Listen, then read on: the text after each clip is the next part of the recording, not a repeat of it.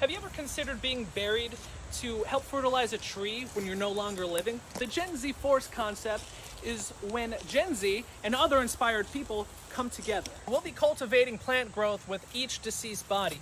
One deceased body means completely new regrowth for the environment. The deceased will be helping the environment because they will be naturally buried. That means no toxic embalming fluids. No expensive casket, no big clunky burial vault.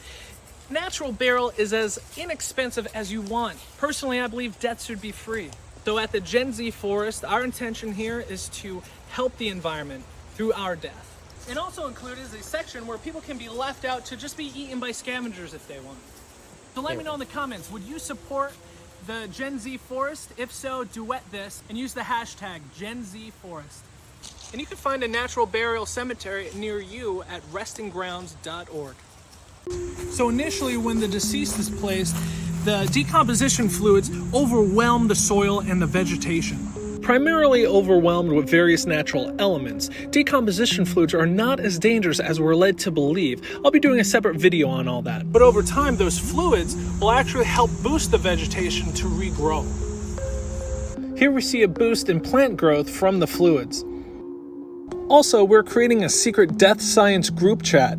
So for right now, we're allowing new members to join before the launch. So come join the conversation at www.deathscience.club. Does your collection of human osteology and human remains smell? The answer is no. Primarily because the pieces we collect are medical specimens that are well cleaned and well preserved. Typically when a skull gets this far into the medical industry, it typically has gone through extensive cleaning before it is ready to be held by medical students. So there's no smell and no odor that comes with these pieces. The Bone Brothers, brought to you by Death Science and John's Bones. See, when a body decomposes, it leaves just the bones. But what we tend to do is take them all home. Can I have your skull, please? Let's look for a bone disease. Natural burial will grow a tree. Now say it with me. Death should be free. Yes. Thank you. Shout out to Death with Dignity and Body Farms.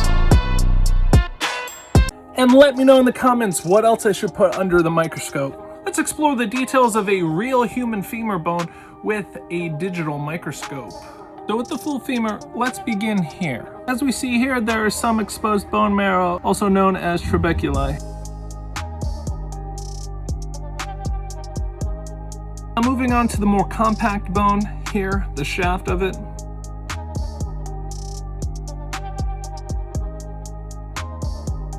Now let's explore this little hole here.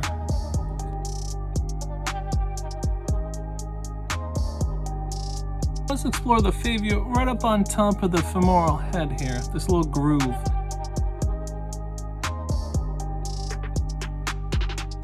This video is made possible by supportive viewers like you. My Patreon is DeathScience.vip and my merch shop is DeathScience.org. Let's talk about 17 important questions that crime scene investigators need to ask themselves upon arriving on the scene.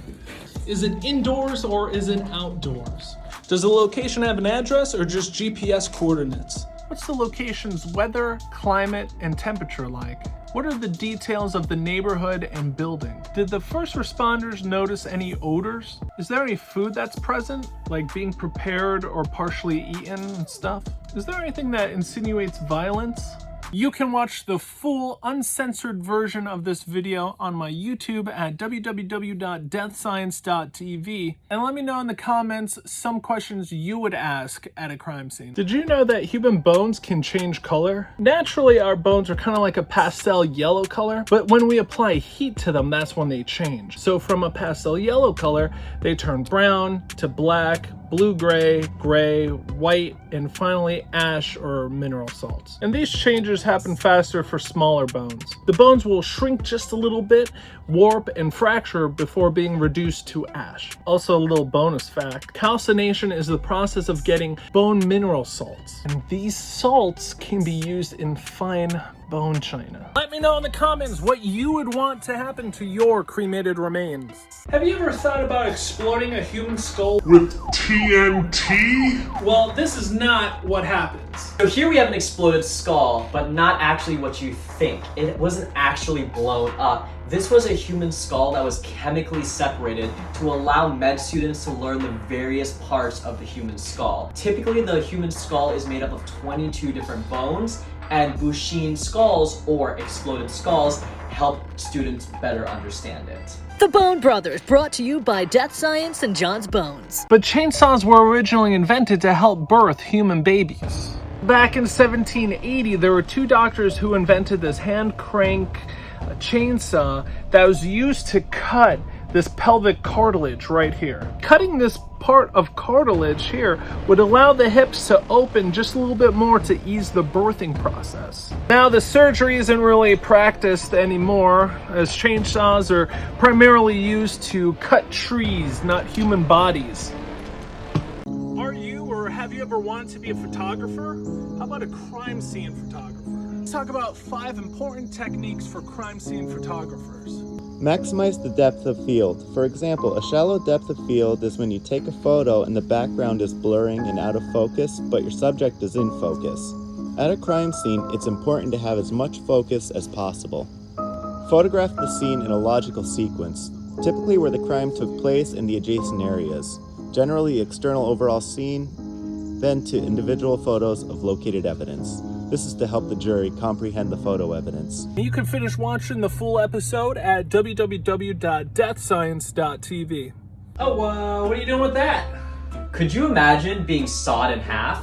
The sagittal line is in the exact middle part of your skull. So a sagittal cut is usually done for medical skulls to help students learn and see the various parts of the skull. So if you look here, this skull has been cut exactly in half to better allow med students to learn and see the various parts of the skull and the sinuses, and this helps better understand cranial anatomy. The Bone Brothers, brought to you by Death Science and John's Bones. Have you ever been curious about haunted and scary places in New Orleans? Join me in exploring abandoned places, haunted cemeteries, voodoo museums, and so much more on this episode of Odd Ventures. You can find the full episode at www.deathscience.tv.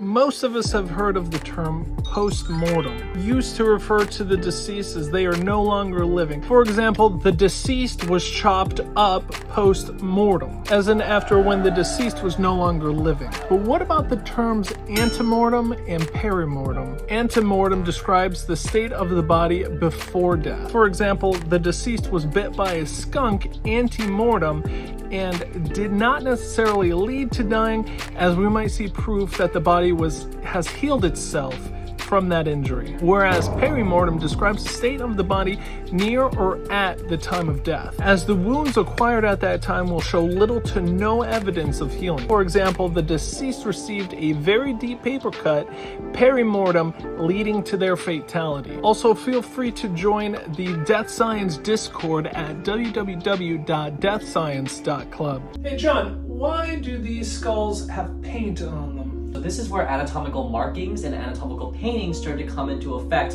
with human skeletons. And this is where paintings of the muscle and ligament connections would be added into the skull to help students better understand where these pieces connect and go. The Bone Brothers, brought to you by Death Science and John's Bones. Excuse me, Agent Spaulding, what is going on here? Hi, yes, we found here a decomposing body. We are now collecting evidence. New videos coming soon too. DeathScience.tv.